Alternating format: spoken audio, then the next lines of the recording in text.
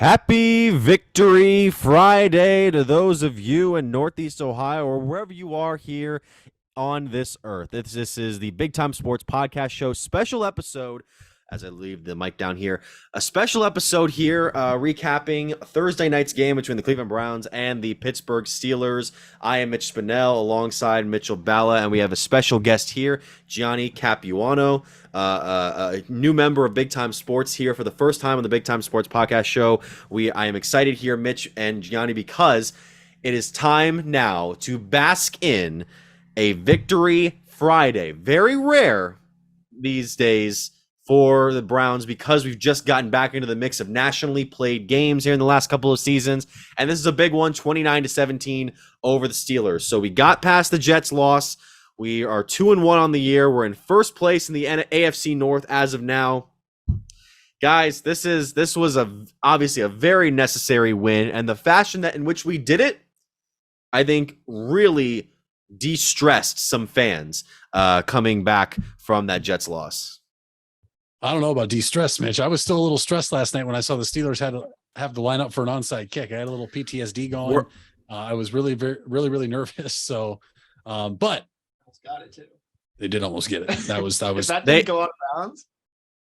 You know what's funny is that ball was actually farther away from the first touch than it was against the Jets. Cooper was right near the sideline. Donovan Peoples-Jones was kind of a ways away, and the ball somehow went out there. So it's a game. It's a funny game, the NFL. But besides the close results, because we did have to play up until the last minute. I understand there are some people that are like, oh, well, the defense is still doing this thing. The special teams was the worst team of the night by far. But the defense, Mitch and Gianni, really, I think, found itself particularly in that second half and made Pittsburgh seem a little bit more lost than they were in the opening 30 minutes. Well, and here's the big thing, Mitch. Not only did they kind of settle down and make some plays, you had guys step up. Anthony Walker. Gosh, I wish Anthony Edwards, if you're out there and you want to play for the Cavs and you're cool being sixth man, by all means, come on over. Anthony Walker, though, going down on that play, which Mitch at the time, in real time, they'd said he left with like a right knee injury. Today, you found out from Ian Rappaport and Schefter, it's a torn quad. Yep. And he's out for the year. It's a 5 to 7 month injury. So he's out for the rest of the year, which is huge because not only is he your middle linebacker and is he a good player, I think he's been tremendous since we got him, minus the first few weeks last season, but that was defense learning to play with each other. He's your signal caller. And this team already has had issues the first 2 weeks. Last night, not so much, but already had issues with communication. That's my biggest worry. But you had somebody like Jacob Phillips last night, Mitch, who stepped up, made plays. Sione Taki, who I was at the game and I had one of my buddies goes, he's still on the team. I know. 44 run out there because you haven't heard about him. He hasn't done anything. Taki and Jacob Phillips stepped up big last night. And that's what the Browns are going to have to do. Myles Garrett didn't have his best game, but he was still a presence. He still got double, triple teamed. Of course, he got held per usual, hands to face per usual, no call. And Mitch, I thought last night was one of the worst games Denzel Ward's played, and you still won. I thought Denzel Ward last night probably had one of his worst games as a professional in the NFL, and they were still okay. Obviously, the score is a little different. The Browns scored in the last play of the game, falling on the fumble in the end zone when the Steelers were laterally it, but they did what they had to do. The one thing I'm not happy with was the last drive the Steelers had where they kicked the field goal in the fourth quarter. But at the same time, Mitch, the offense was awesome. Jacoby Brissett, and it kills me, right? Because last year I did die on a sword trying to defend, we weren't doing this right. The play calling wasn't here. Our quarterback's hurt. And I think those are all still variables, but I'm done with it. If I had Jacoby Brissett last year, we're talking about a completely different situation. We're talking about a team that makes the playoffs because if he plays like this every week, the Cleveland Browns will have a shot to beat almost every team in the NFL every week, depending on the defense. Because right now, Nick Chubb looks like the best running back in the NFL. I don't think you can argue it. Derrick Henry looks like he's old or washed up, or you can say it's the Titans offensive line. Dalvin Cook has been, and McCaffrey's getting about 15 touches max a game. Chubb looks great. The offensive line, as we know, when healthy, looks great. Amari Cooper is exactly what we thought Odell Beckham Jr. was supposed to be with us. Mitch, I have never seen a wide receiver in my lifetime as a Browns fan run as crisp of routes as Amari Cooper did last night. He's always open. He knows what to do. He knows where to go. And And right now, when he is open, the ball doesn't get to him. It's probably just a little lack of trust and communication and just knowing where you're supposed to be between him and Brissett. But the offense has been great. Stefanski has been calling a great game the past few weeks, and 10 days off now. Rest up, get ready, go to Atlanta, Mitch, and you could be where you expected to be after 4 weeks in the season at 3-1. I did have my worries. You going back to Cooper. I did have my worries after that first game against Carolina, but the last two he's especially held up very well. And you saw last night seven catches, back-to-back 100-yard games. It's the first time since Josh Gordon, I think, in like 7-8 years. 2013. 2013, yeah, the touchdown. David Njoku, by the way, having another solid outing. This is the biggest game he's had catching-wise so far this year. Yeah. 9 catches, 89 yards for that, and that touchdown as well. Very impressive, extending his arms in the back of the end zone. And, yeah, the offense looks very capable against some of these teams and what they're able to do. And give credit to Pittsburgh. I mean, the offense, here's the thing about Pittsburgh today, and I was listening to some of their stations. You know, I think they're with the loss last night. You're obviously going to wonder what happened in that game, and people are going to obviously point towards Gobisky. I don't think he necessarily did terrible. He was 20 of 32, 207 yards, didn't embarrass himself, and I think that's the trick of it right now. People have said for the last maybe 3, 4, 5 seasons that Mitch Trubisky is not a good quarterback, to the point where you would think he's an embarrassment. I've never thought he was necessarily an embarrassment. He's always played in a system that didn't work for him and then doesn't get the opportunity in Buffalo. He gets one here, but everybody's focusing on now, when is Kenny Pickett going to come in? When is Kenny? I even saw an article last night from Pro Football Talk, Mike Florio, or it might not have been Florio. I don't want to exactly credit him if it wasn't him, but it was a headline along the lines of like, is this the time for the Steelers benched Mitch Trubisky? And in parentheses, it says, spoiler, it is. So everyone is just kind of just throwing him down the river at this point. But he wasn't the reason that this team wasn't able to put up enough points against Cleveland last night. I think that's the issue.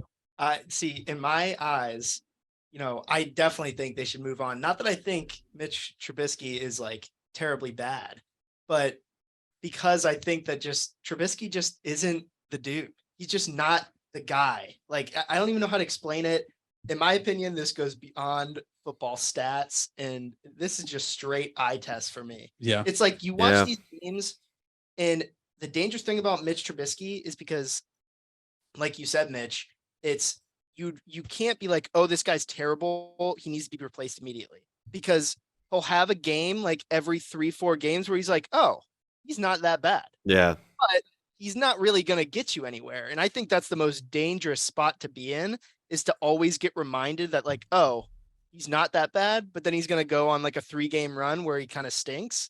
It's like, in my opinion, if you're not putting Pickett in to get these reps, like you're going to be bad either way. Like with Trubisky, it's not like they're not making Super Bowl runs, but with Pickett, it's just like, oh, well, you never know. I mean, like it's exciting to watch the Steelers when you got a new quarterback in play. And I mean, I feel like I can be biased. So, you know, I'm not a Browns fan, not a Steelers fan. I can see by my Clearly. But I think for the Browns, like, obviously I've been a little shaky with the Browns, you know, and I'm still a little shaky with them still, like from a non-biased, like different team of a fan perspective. The Browns for me, obviously I think Chubb's the best running back in the league. I don't think there's any debating that. I think the key for the Browns, obviously the biggest guy who stepped up last night was Brissett. But do I think you can count on him to do that every single week? No. So I think, in my opinion, the biggest person to step up for me is Amari Cooper. Because one thing the Browns are going to be really good at is their play action passes. Because people have to fear Chubb when they go like, oh yeah, we're going to run him. And Hunt. Don't forget, I mean, when Chubb's out in there, it's still Kareem Hunt. And Hunt. But they have to really fear the run. So if Amari Cooper can just always be open, and the reason why he's always open is because they have to plan for the run. So in my opinion, I think Amari Cooper is going to be a huge part to this team, because if they have a passing threat at all, and you know who it reminds me of? When Jared Goff was on the Rams with Todd Gurley. Yeah. That's exactly the same scenario that we were in, where, you know, our passing game wasn't the best. I mean, we had like Brandon Cooks and some other guys that were electric, but our main point was our running game. And that's where we got our passing yards from, was because people were afraid that we were going to run the ball, and we did a lot of play action passes. I see like huge variables with this team and that team. So, but can Jacoby Brissett play the same week in and re out? That's the big question, I think. Yeah, I mean, and keep in mind, with all the praise that I'm giving Cleveland for their win last night, I don't necessarily think it erases all of the issues the team seemingly still has. You're 2-1 right now. You're in a good spot. You're in a much better spot than some teams who might be better than you on paper, say like the Cincinnati Bengals, but you are in a position where right now you're in first place. You can breathe a little bit easier. You get an extended break here now, and you're not going to take on a terribly amazing team in the Falcons next week. They've had back-to-back close games against the Saints and Gianni's Rams, but I don't necessarily think it's going to be one where you're seriously like kind of fearing what Art Smith's squad is going to bring in the Dome come next Sunday. And the big thing for me with this team last night is that, and we kind of alluded to it with the onside kick, what is going on with the special teams this year? Because I don't recall this team struggling this bad, and we are coming off a year where we didn't have a kicker, basically, regular kicker. I just want to know, what are they doing at practice? Because it doesn't seem like they're practicing onside kicks. And I mean, Mitch, at this point, I don't know how you're an opposing team. You don't think you have to try an onside kick at least once with how pathetic the Browns have looked the past 2 weeks. It's not just the onside kicks. It's the fake punt last week. It's the whole thing there. Like, I could legitimately see more teams more often than usual pulling fake stunts like that because the Browns may not be able to stop it because of what they've proven the first 3 weeks of the year. You're not wrong. I would be shocked if teams didn't try it a little more often. They're going to be tested. I mean, they're going to be tested.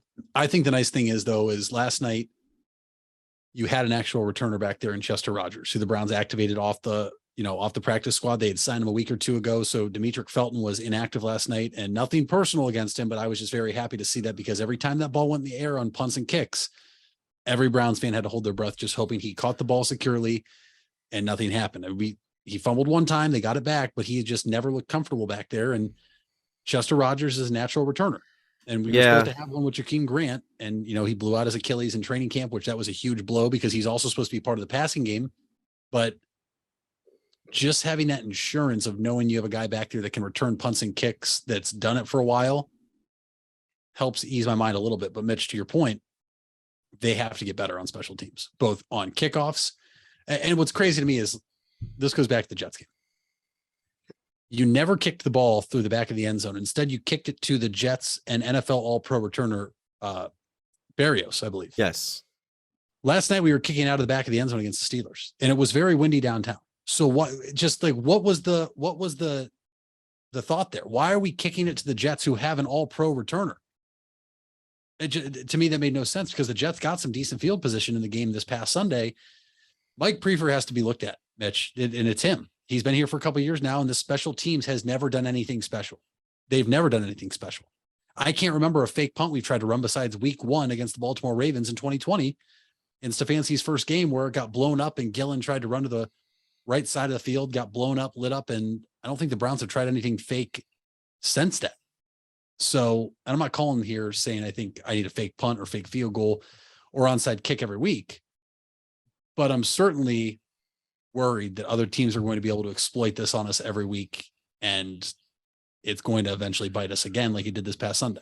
Another one that I had issue with last night. Who was the one that took the ball out of the end zone? And Jerome Ford. I mean, I like Ford. He can do some capable things, but he took the ball out of the end zone and didn't book it full speed, it looks like, and he only got to the 12-yard line. Like, that was stupid.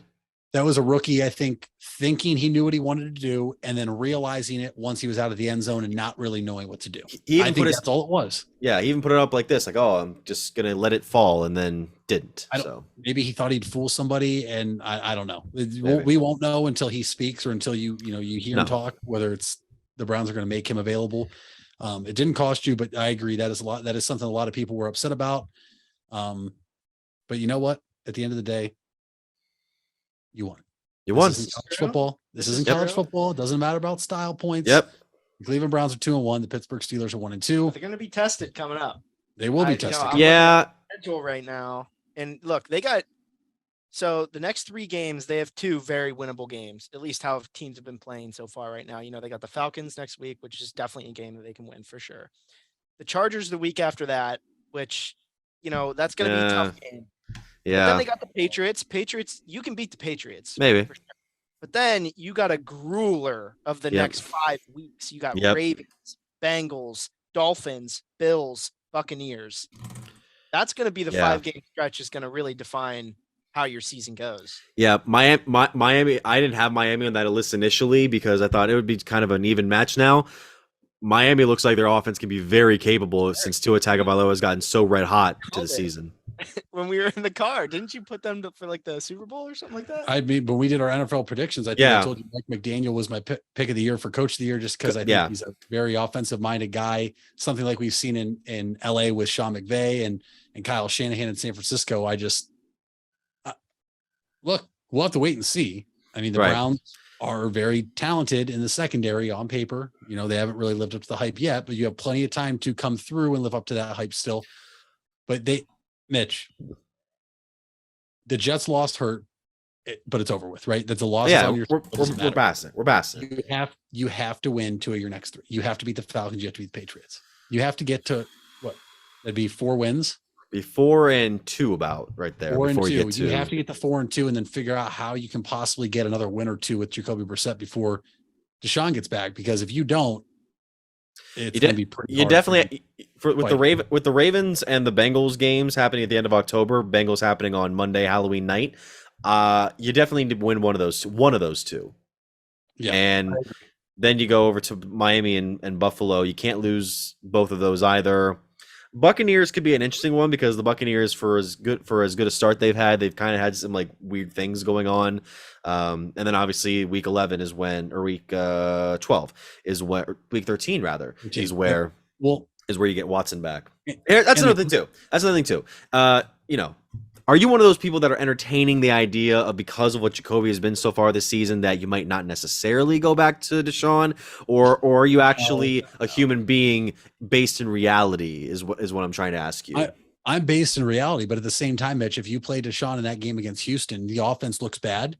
I have no issue at halftime pulling him out and putting Brissett back in there. Sure, You're talking about a guy, especially it depends where you're at in the season, right? If Jacoby has this team primed for a run, to where, hey, Deshaun, you got to go. I think he plays the last 6 games, if I'm not mistaken. Yes. Hey, Deshaun, you got to go 4 and 2 at least in your last 6 games here to get us to the playoffs. And he comes out and he struggles. I have no issue with putting Brissett out there, but Deshaun Watson adds a whole new element to your passing game, to your offense. You have to put him out there.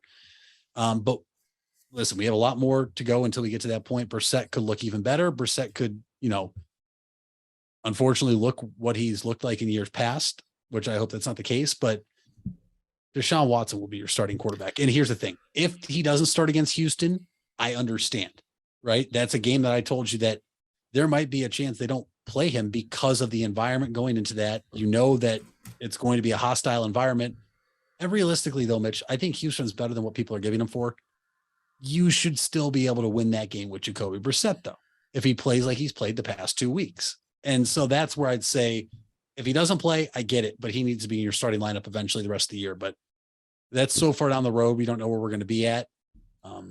No, I mean, and looking at that game and the game after it, I honestly would probably rather start Deshaun in Houston, despite the possible implications, because the next week you play in Cincinnati against an objectively, on paper, better team in their own place. You don't go back home until the week 15 against Baltimore. Yeah, you play week 15 against Baltimore, and you play Christmas Eve against the New Orleans Saints, and I believe you round out the year on the road in Washington and Pittsburgh, if I'm not mistaken. I'm not saying that Cincinnati's dead in the water, because we're in a better spot right now, but they can do some decent things. The offensive line is like soft butter right now, and Joe Burrow's going to be. I think it will continue, but they were like that last year too, obviously. Yeah. I think this week's game for the Bengals is like almost like a must-win game. Oh, it is. Yeah, it is. Yeah. Especially losing to Dallas, who doesn't even have their starting quarterback. Like, that was insane. I couldn't even believe what I was watching, even compared to the 4 interception opener in Pittsburgh. But you mentioned the Commanders actually christened the new year in the Capitol, and then they'll be closing out the year. Oh my gosh, I texted my buddy last night, see you in December, and I didn't realize that was the January game, one of the 2 January games that we're going to have. Pittsburgh's going to be the last one. Yeah, it's going to be one weird stretch of a year, and look, I definitely think Bengals. I just looked this up too. For teams that start 0-3, Mhm. it only 6 teams in the modern NFL history have made the playoffs after starting off 0-3. do you have them there with you, or? Here, I might be able to pull it up here. Yeah. I'm trying to think of a team that might a why long time ago. If I remember any of the teams that went 0-3 and made the playoffs. Well, it's got to be recently because I thought teams before the playoffs expanded that had started out 0-2 had not made the playoffs. No, I was going to say there had been plenty of teams that had done that. I think even like the Giants during their Super Bowl run back in 2007 did that. Yeah, that was the 9-7 Giants, I believe. It's funny. I specifically remember an ESPN segment from 2007, of all things, where Chris Berman was talking about teams that started off the year 0-2, and it was a bunch of crop of different teams at the time.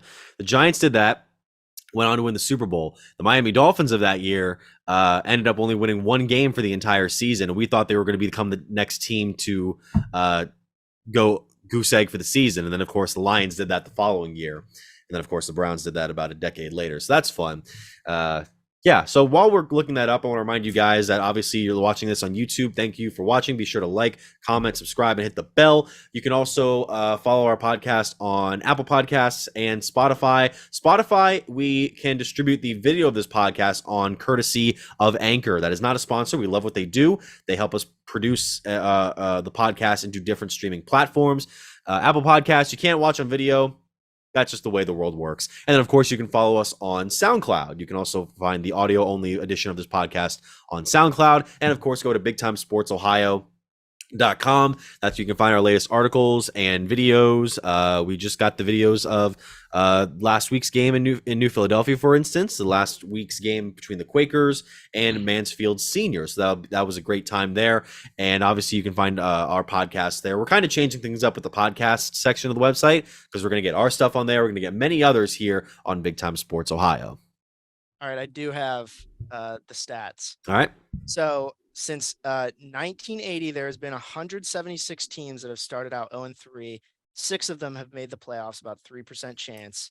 And the teams are the 2018 Houston Texans, the 1981 New York Jets, Okay. 1982 Tampa Bay Bucks, 1995 Detroit Lions, the 1998 Buffalo Bills, and the 1992 San Diego Chargers. Wow. I was about to say none of those teams ended up winning the whole thing from what I remember. Yeah, I don't think. No, I don't believe so. Yeah, the only team the teams I can really go ahead, Mitch. What do you say? I was going to say I do remember that Texans team in 2018. They had a brutal opening schedule too. I do remember that because they were a very good team. I believe they finished 11-5. Yeah, I believe they open the season at Kansas City when Kansas City was getting their Super Bowl ring. No, maybe it wasn't Kansas City. Was it the year before? They lost to the Wild. They lost in the wild card round to the Colts. Yeah, but you remember Texans had a brutal opening start to their season. That's scheduled. The Texans are a team that actually was pretty common for a few years in a row. They were playing some tough opening, teams. I think every team every year you see, they're like, oh, that's a brutal start to their schedule. And then I felt like you were looking at the Texans for about 3 or 4 straight years. You're like, damn. And also the AFC South was much stronger back then than it is. You had the Colts kind of mixed in there right at the tail end of Andrew Luck's tenure. Jacksonville still had a capable team, good defense, and then of course the Titans elite were quarterback. Blake Bortles. Exactly. Yeah. If you watch The Good Place, he has at least one fan. And then of course, the Titans at the time were kind of coming up. Well, they were kind of stagnated before. That was with Mariota. Yeah. Before Derrick Henry really took off, before the Mike Vrabel era. That was Mike Munchak. You beat me to it. Mike Munchak. Remember Mike Munchak? He got fired after a playoff win. Yes, he did. That was crazy. Granted, it looks like it was for the right it worked out. I'm not gonna say it made for the right decision, but well, that was the game the Chiefs had a giant lead and then the Chiefs blew it and the Titans came roaring back and won, but that was also the Alex Smith led Chiefs, if I do remember correctly. Yes, because that was the year before drafting Mahomes. I believe so. Okay. Yeah, those Alex Smith Chiefs teams, man. That was a good. They also gave up that huge lead to the Colts in the wild card round back in 2014. I want to say that was the year that Indy went to the AFC Championship and lost to the Patriots. That seems right. Actually, Mitch, I don't want to rival your last comment, but in 2018, the Texans' first 3 games were not that. No, that tough games. I must be just thinking about the year after. It must have been the year after. Who was it? I just looked it up. So game 1, they lost to the Patriots, which that was the Patriots winning the Super Bowl. Yeah. So that obviously that was a tough game. Yeah. But the next 2 games were the Titans, and in 2018, the Titans went 9-7. Yeah. So they were all right. Yeah. And then the third loss were to the 5-11 Giants. Really? Yeah, I'm pretty sure I'm thinking of the year after the Chiefs lost in the AFC Championship to the Patriots, or after they won the Super Bowl. I remember they had a brutal start. But can we talk about the Giants too? The fact that the Giants are 2-0 right now, and now they might have a chance here in Week 3. And Mitch, and I told you, I said, look at the Giants' schedule. Their schedule is pretty favorable. I think I said it in the last episode where we rattled them off, and they have a chance to, kind of start 4-0, and they play some really tough games, and then it eases up again. You're thinking, are the Giants that one team that nobody talks about that could make a playoff run? I mean, I know you and I, when we did our NFL preview, we said, we think it could be the Vikings, or it could be this team. None of us mentioned the Giants. Right. Nobody did. Nobody expected this team to start off 2-0, and I still think the Eagles have the easiest path towards the postseason. But in that weak NFC East, the Giants could do some things if they get a couple of wins together. And maybe Brian Dable, we didn't give him enough credit to start off his tenure in the Meadowlands. So that'll be an interesting run there. And before we sign off, I mean, do you want to get into the talk of the team, the shirt you're wearing today? Because I don't think this past week could have gone much better for a Cleveland Guardians team that has a very, very sizable lead in the American League Central now, Mitch. I think it's around 8 games, I want to say, or is it 7 games in the... Well, I am pulling it up right now as we speak. That's on me for not having it up already. No. At the same time, Mitch, I know that you and I are both... You are the optimistic Cleveland fan. I'm the pessimistic. Optimistic realist. Sorry. Optimistic realist. I'm the pessimistic realist. Yeah. I told you though, you said, it's not over yet, and you're right. It's not over yet. We're opposite on this one. Yep. In our last episode, I told you, and this was after game 1 in which the Guardians won the season series against the White Sox, which I told you, that's all I wanted. Get the season series head to head. The White Sox would have had to win 12 of their last 14 games, and the Guardians would have had to have won, I believe, a maximum of 6 of their last 14. Well, fast forward ahead, here we are. The Guardians just swept the White Sox. So for everybody out there that, doesn't want to believe yet, I'm not saying take your foot off the gas. I don't think this team will. I would say you can start to breathe a little easier though, because the White Sox now will have to win their last 12 games, which is 3 at Detroit, very winnable, 3 against the Twins, 3 at the San Diego Padres, and 3 against the Minnesota Twins again. That is not an easy schedule at all, because not only are you playing the Padres in San Diego, who are still trying to make the playoffs, the Twins mathematically aren't eliminated yet. So they could still be trying to, make a run or something, but it's not over yet. It's not clinched yet. But Mitch, I have my eyes on that first date of wild card baseball. I'm looking at it, salivating for tickets to go on sale. And I just need to see the Guardians realistically take care of business here, clinch as soon as possible, because I want them to be able to put their rotation in the right spot, line it up how they want to. And I really think that's why you saw Brennan get called up, Arias get called up, because now that they're at this point, I think you're going to see Tito start to give some other guys some breaks in here, make sure they're as fresh as possible for the postseason push.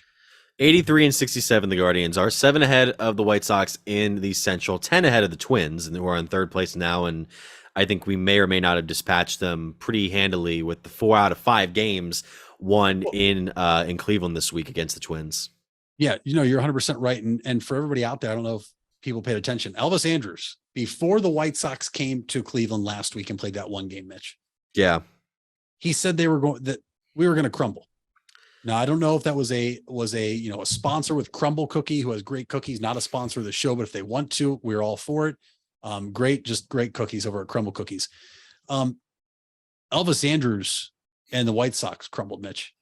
So I don't know if he was foreshadowing what was going to happen to them and actually, quoted the Guardians. But if you go on MLB.com, That's literally the headline. Guardian statement sweep crumbles White Sox playoff hopes. You have Ozzie Guillen, a former World Series manager with the White Sox back in the early 2000s, who is now with NBC Chicago, I believe, that carries all the White Sox games, saying last night how he wishes more teams played like the Cleveland Guardians. I saw that. Guardians own up to it, saying they are playing their disgusting brand of baseball. You've heard the White Sox broadcasters do it. The Minnesota Twins broadcasters do it. This is a team that you don't want to play because they make you work for everything. We talked about the White Sox had, here's where I don't agree, right? The White Sox had their 3 best pitchers lined up to go against us. I personally think Lucas Giolito is their best pitcher to go against us. We've only beaten him, I believe, 2 times in the past 2 seasons. They had both their starters in Dylan Cease and Lance Lynn the first 2 games of the series over 50 pitches through 2 innings. Why? Yeah. Because this is a team that tries to hit home runs, Mitch. This is a team that irritates you in the box. They foul pitches off. They put the ball in play and they run hard. You saw it with Ahmed Rosario in the first inning the other night off Lance Lynn. Yohan Moncada, I think, was checked out. I think some of the White Sox were checked out after that first loss, but you saw it. They were lazy. Their body language was terrible. And it's awesome. I mean, they come home, their magic number, to clinch is 5. They're in Texas this weekend for 3. I mean, you're talking about they could realistically clinch this weekend, or they're going to come home and they're going to play Tampa, which could be a potential first round matchup. Opponent, yeah. That place needs to be packed. There's no excuse anymore. The Browns are off for 10 days. The Browns are in Atlanta next week. Progressive Field needs to be packed. These kids and all these young players need to understand what it's going to be like here in a couple of weeks in Cleveland, starting October 7th, when it's playoff baseball. And that's the only reason I say that. And I don't think they're going to be rattled by it. You've heard comments from players this year saying, why are we only getting 12,000 fans? Why isn't the stadium packed? This, that, whatever. You just don't want to shell shock them with them coming out of the dugout on a Friday night, potentially, and it's sold out of 36,000 screaming Cleveland fans that could potentially shell shock them. I think you're fine because you have Bieber on the mound, used to it. McKenzie hasn't really experienced it as a pitcher. Quantrill has, but the fans need to get out. There's no excuse anymore. They're putting up great deals, $11 seats for the series against the Royals before October 2nd. There's no excuses anymore, people. Get up there, root on this team. And Mitch, I said this to you right when we started. The goal is just to get to October because anything can happen. Get your district tickets, get a free drink with that. I'm going to be at a few of the games here coming up against Tampa. And I did get the quote from Elvis Andrus that you were talking about. And this was, I believe this was before the Guardians Thursday game, the previous Thursday in Cleveland with the White Sox, which was a makeup game. And to be fair, he looked like he knew what he was talking about after that game because the White Sox teed off on a AAA pitcher and had a statement, kind of what seemed like a statement win at the time. The full quote was about the Guardians, quote, "They've been playing perfect until now. If we keep winning series, we know that sooner or later they're going to crumble the closer we get. Thursday," in the in parentheses, "is going to be a really good game for us to go out there and put a statement," unquote. And they did. Mm-hmm.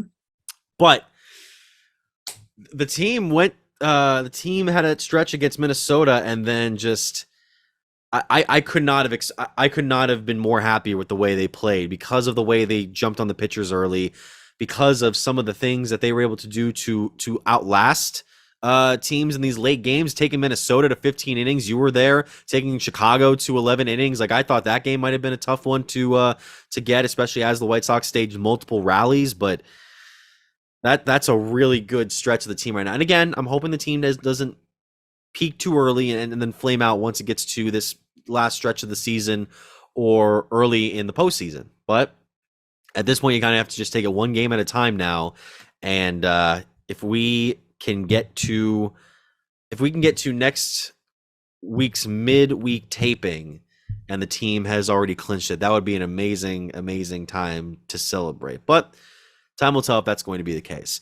So, obviously, if there's anything you guys can think of that you want to add on before we sign off here, that I'll leave it open here. But in the meantime, I want to thank you guys for watching today's special episode of the Big Time Sports Podcast Show. And we will be back to our regularly scheduled programming this coming week. Mitch, Gianni, you got anything that you guys want to add before we sign off?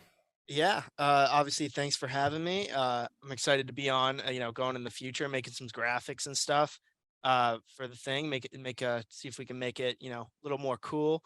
So, I'll be looking forward to that. I'll probably be at the Ohio State game this Saturday. So There you go. maybe I can give a little update when I come back. But yeah, ready blackout game. Gonna be cool. Night game against Wisconsin. So That'll be a good one, and we really do. We are excited to have you here, Gianni, obviously, and we hope to have you on here many more times because we like to talk about sports with anybody and everybody. So once again, thank you all for watching today. On behalf of Mitchell Balla, I'm Mitch Spinell. Thank you so much for watching a special episode of the Big Time Sports Podcast Show.